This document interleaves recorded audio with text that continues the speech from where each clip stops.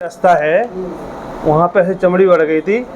अब हुआ क्या, जो भी डॉक्टर साहब हैं, मैं किसी डॉक्टर साहब की आलोचना नहीं करना चाहता हूँ, उन्होंने उस चमड़ी में इंजेक्शन लगा दिया और पायल्स था अंदर रहता है, वो पायल्स था नहीं जिसे फिसर बोलते हैं। उससे हुआ है कि वो इंजेक्शन का काम ये होता है कि जो भी हमारा मस्सा होता है उसको सिकोड़ देता है, वो अंदर जो होता है सिकुड़ जाता है। अब इनने क्या चमड़ी में लगा दिया, चमड़ी में लगाने से बात हुआ क्या है कि वहाँ की जो खून की नली होती है वो सिकुड़ जाती है। खून की नली सिकुड़ने से क्या खून की सप्लाई कम हो जाती है, तो वो टाइट हो जाती है वो जगह। तो तुम्हारे इंजेक्शन लगाने के पहले टाइट नहीं होगी, ना इतना दर्द होता होगा, लेकिन इंजेक्शन लगाने के बाद दर्द भी होने लग गया होगा और टाइट भी हो गया होगा और ब्लड भी आने लग गया होगा चिपक के। ये तीनों चीज़ें उसी की बात हुई कि नहीं हुई, क्योंकि उसमें इंजेक्शन नहीं लगना था। दरअसल में इंजेक्शन लगाया जाता है सिर्फ पाइल्स में। मैं आपको बता दे रहा हूँ, जैसे ये है, देखो आपको ये दिख रहा है ना, आपको यहाँ सफ़ेद सफ़ेद हिस्सा सूजन है ना, ये इस पर लिखा है ग्रेड फर्स्ट पाइल्स, फिर ये आया ग्रेड सेकंड। जब इसका अपने ट्रीटमेंट है चिकित्सा नहीं ली तो ये ग्रेड सेकंड में बदल जाएगा। तो ये इतना था, इतना लंबा हो गया। अब ये क्या होता है, बाहर निकल आता है ना, लेकिन अपने आप अंदर चला जाता है। ये लेटरिन की रास्ता है इतनी, ये वाली है ना, ये खाली जगह दिख रही। और ये होता है तीसरा वाला ग्रेड 3, तीसरी स्टेज का। इसमें क्या होता है, ये वाला मस्सा और बढ़ जाता है तो बाहर निकल आता है, लेकिन ये अपने आप अंदर नहीं जाता है, हाथ से अंदर करना पड़ता है, ठीक है ना। और ये होता है चौथी स्टेज या ग्रेड 4 बोलते हैं इसको, तो ये परमानेंट बाहर रहता है। तो इन दोनों में तो ऑपरेशन होते हैं। और इसमें क्या होता है, इंजेक्शन लग जाता है, इसमें इंजेक्शन लग जाता है। चूँकि आपको पायल्स था ही नहीं, आपको था फिसर। और फिसर कैसा था, जैसे ये है स्किन टैग, ऐसे चमड़ी बढ़ जाती है यहाँ बाहर, और ये लेटरिन की रास्ता ये कट जाएगी, है ना, दिख रहा ना, ये कटा हुआ, ये 3D वो है, तो ये कटा हुआ है, ये कट जाता है इसलिए फिसर है। और स्किन टैग ऐसा बढ़ जाती है, इस चमड़ी बढ़ जाती है हल्की सी ऐसे। तो इस पे डॉक्टर साहब ने आप जहाँ भी आपने इंजेक्शन लगवाया लगा दिया। उससे हुआ ये कि यहाँ आसपास की जो ब्लड सर्कुलेशन वो क्या करता है, इंजेक्शन वो उसको सिकोड़ता है खून की नली को। क्योंकि जो पायल्स में इंजेक्शन क्या करेगा, पायल्स फूला हुआ है ना, जो पायल्स है वो एक प्रकार से नस होती है, वहाँ पे एक वेंस होती है, नस होती है, जिसमें सूजन आ जाती है तो वो पायल्स कहलाता है।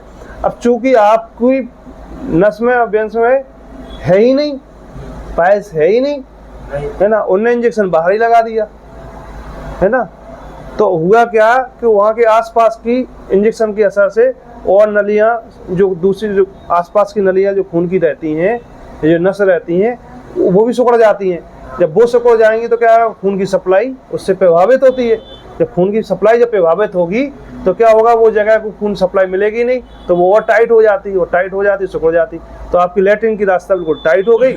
और टाइट होने की वजह से ये हो रहा है कि जब भी आप लेटरिन करते होगे तो वो लेटरिन की रास्ता बार बार कट जाती है।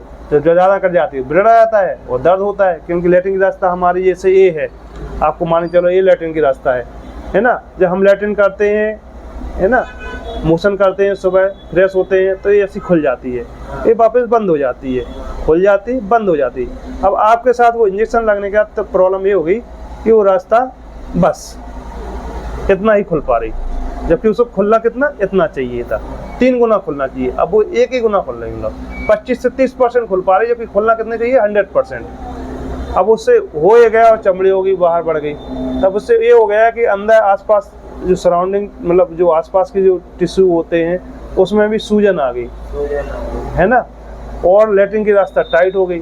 तो इसको मैनुअली इसको क्या डायलिटेशन करना पड़ेगा, और जो वो टैग है उसमें छाछ बांध देंगे तो सही हो जाएगा। वहाँ पर सूजन है ना, तो सही से प्लेट है ना, वहाँ पर रुक जाती है। हाँ, जैसे थोड़ी सी लेटरिन रुक जाती है ना, तो वो सही से है ना, तो एक वो जलन कर, हाँ, तो एक छोटा सा ऑपरेशन होगा तो परमानेंट उपाय हो जाएगा। तो वो जो आपने हाथ लगाया था वहाँ पर सूजन है, तो वहाँ पर रुक जाती है। लेटरिन वहाँ नहीं रुक रही, ये सूजन इसलिए हो रही है कि लेटरिन की रास्ता सिकुड़ गई। अच्छा, तो लेटरिन की रास्ता खुल ही नहीं पा रही। अब इसमें होगा कि हम दवाई गोली दे, डॉक्टर साहब ने भी दवाई गोली दी, तो लेटरिन पतली होकर निकल रही होगी, तो आपको आराम लग रहा होगा। जैसे लेटरिन पतली होना बंद हो जाएगी तो क्या हो जाएगा, फिर तकलीफ होगी। 1 फीट का गेट है और 3 फीट के आदमी को निकालना है चौड़ाई उसकी। और चौड़ाई गेट कितनी है? गेट की 1 फीट और आदमी की चौड़ाई कितनी? 3 फीट। तो 1 फीट से जब निकलेगा तो क्या होगा? गेट टूटेगा कि नहीं टूटेगा? या तो फिर पतला होके निकालो। तो यदि हम लैट्रिन को हमेशा पतला होके निकालेंगे तो क्या होगी? हमारी जो आंतें हैं उससे प्रभावित होगी दवाइयों से, तो आंतें खराब होने के चांस रहते हैं। तो हमें चाहिए कि जो कुदरती आपकी जो लैट्रिन आती है, इमोशन आता है, वो कुदरती आना चाहिए, ना कि हमें दवाई गोलियों से बार बार पतला करके निकालना चाहिए, है ना।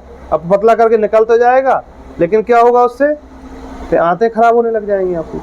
तो हमें जहाँ पे जो स्ट्रक्चर बिगड़ गया इसको सुधारना पड़ेगा, ठीक है ना। समझ में आ गया आपके?